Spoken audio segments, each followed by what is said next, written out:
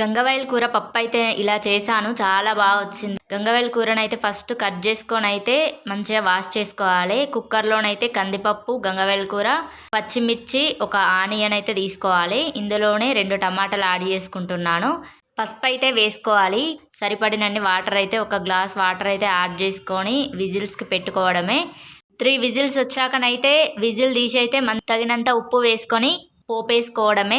పోపుకైతే ఒక గిన్నె పెట్టుకొని అయితే గిన్నెలోనైతే ఆయిల్ వేసుకొని అయితే ఆవాలు, జీలకర్ర, ఎండుమిర్చి, దంచుకున్న వెల్లుల్లినైతే యాడ్ చేసుకొని పోపు వేసుకోవడమే. చాలా బాగుంటుంది. ఇందులోనైతే నేను చింతపండు యాడ్ చేయలేదు. చింతపండు వేసుకుంటేనైతే ఇంకా చాలా బాగుంటుంది. నచ్చితే మీరైతే చింతపండు వేసుకొనైనా మామిడికాయ వేసుకొనైనా చేసుకోండి. చాలా బాగుంటుంది. ఇది సమ్మర్లోనైతే చాలా వస్తుంది కదా. ఇప్పుడు ఇందులోనైతే మ్యాంగో యాడ్ చేసుకొని కూడా మామిడికాయ గంగవాయిల కూర పప్పు వేసుకుంటేనైతే ఇంకా బాగుంటుంది.